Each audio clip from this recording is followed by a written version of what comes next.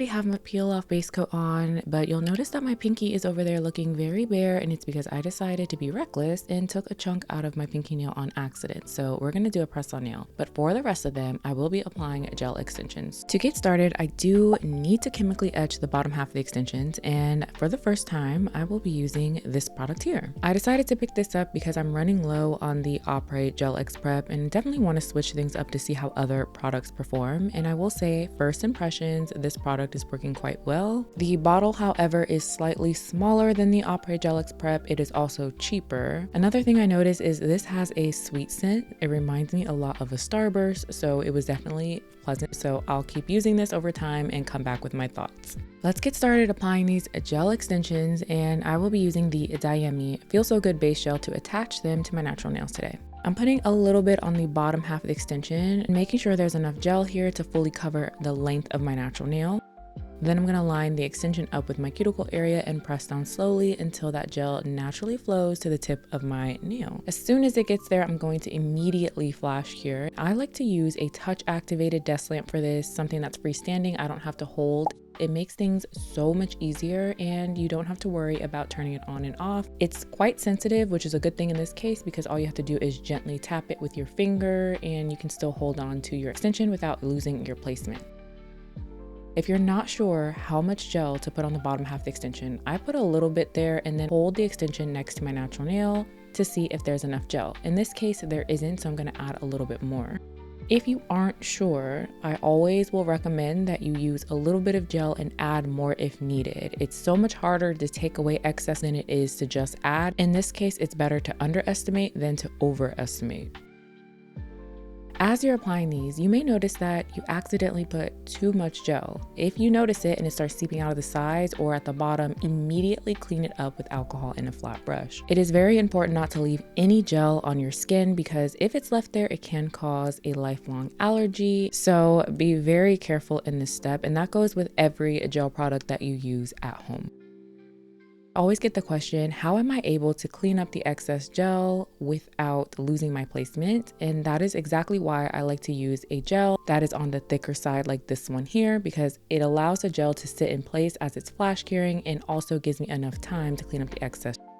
Once I have attached my thumb, I am going to do a flash cure, place my hand in a bigger lamp to do a full cure for 60 seconds.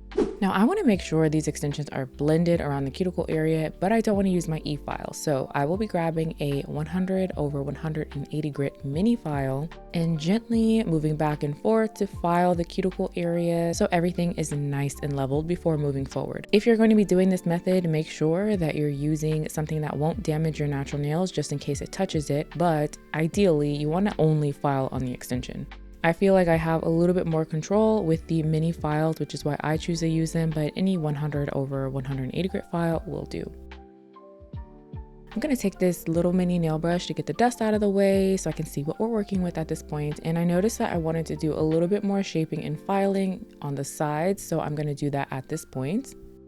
And once I'm done, I'm going to run off to the bathroom and rinse my hands to get all the dust out of the way before I go in with my no wipe top gel and place it on the underside of the extension. This step is definitely optional. I personally just like the way it looks, so I keep with it.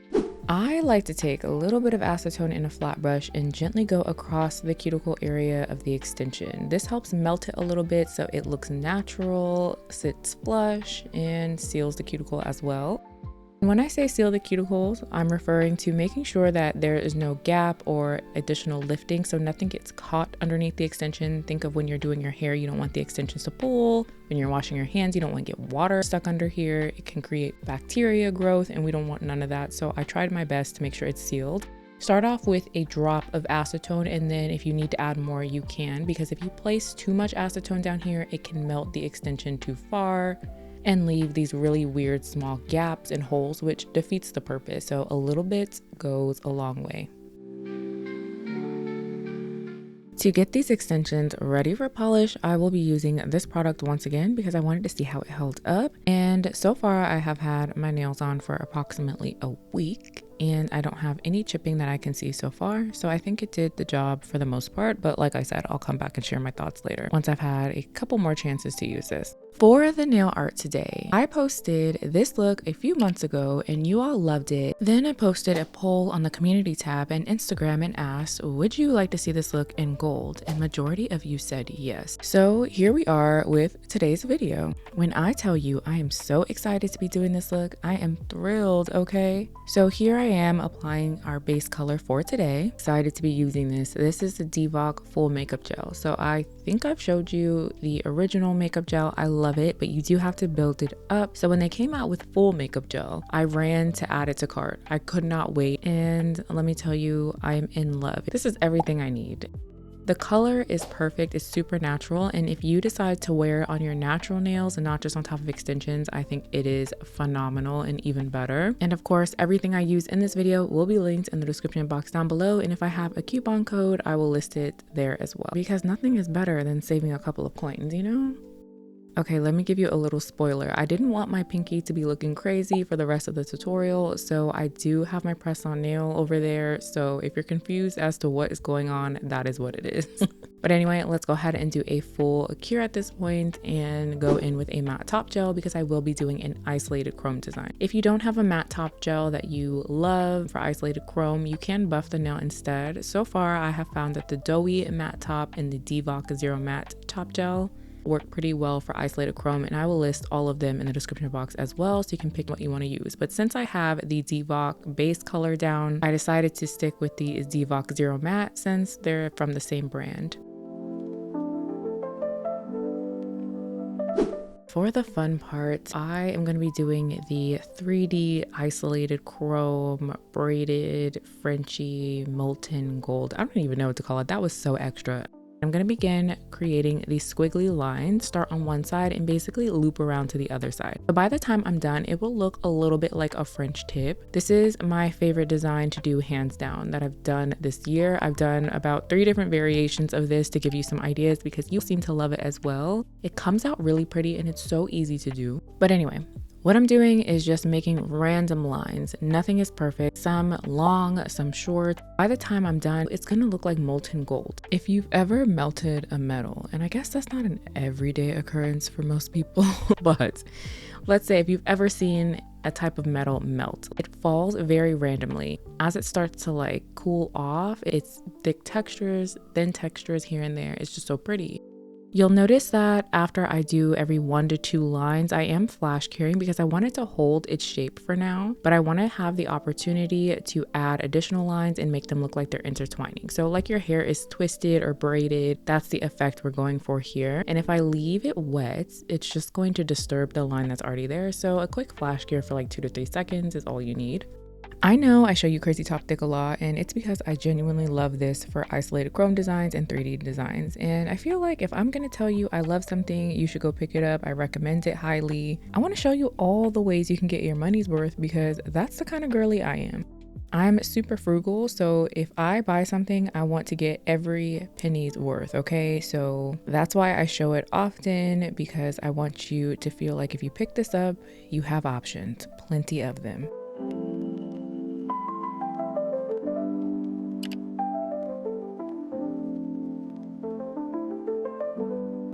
Okay, so once I have my lines drawn, I am going to do a full cure at this point because even though we did flash cure, it's only for 2 seconds. It basically just held everything in place. So let's go ahead and do our full cure. And now I'm going to take this gold chrome here from Maniology. This is Sunshine. This one is a lighter gold, so I'm going to be applying this with a silicone tool and I'm just going to gently rub it across those lines. I like to put the least amount of chrome on the silicone tool as I possibly can and then buff it in, so side to side, up and down, circular motions, and then I'll add some more if needed. The good thing about using clear underneath your chrome is that you can see the areas that you missed.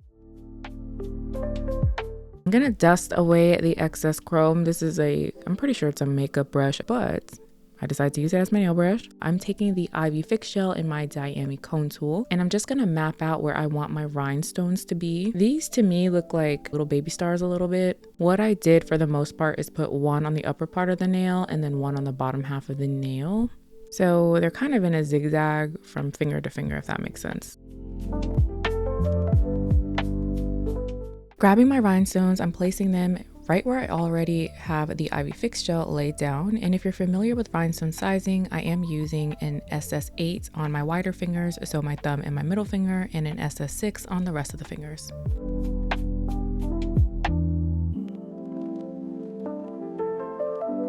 Once I have my rhinestones in place, I do want to add some gold caviar beads. So I'm taking the Ivy Fix gel and adding a dot top, bottom, and side of each rhinestone. If the rhinestone is closer to the golden part of the nail, I'm not going to put a little caviar bead there because it's just going to clash anyway. If you don't even want to use caviar beads, you don't have to, or you can switch up the colors, because at this point there are silver, pewter, gold, bronze, different colors caviar beads. I know I have a rainbow color caviar bead somewhere, so whatever floats your boat.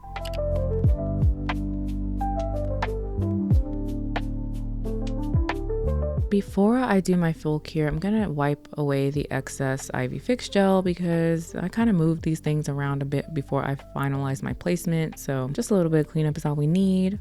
To wrap things up, I am going to seal the entire design in with a glossy top gel. Now, I only use one glossy top gel for chrome designs because, as you know, chrome tends to pull and tug. So that way I'm not getting glitter in all of my top gels. But if you don't want to have a dedicated top gel like I do, you can place your top gel on a palette, then pick it up with an oval brush and use that to apply it on the nail. That way your glitter won't get caught in all of your polish bottles. So let's do our final cure. I am so excited that you all wanted to see a gold version of these nails because this was the perfect birthday set for me. It's my favorite design that I've done this year, and it's just a golden girls vibe, and I love gold so much. Let me know if you want to see another color because I can do, you know, pink, purple, green, red, whatever. If you enjoyed this video, be sure to give it a thumbs up. Let me know what you think in the comments down below. And if you're not subscribed, make sure you do so on your way out. But in the meantime, I will see you in one of these videos here.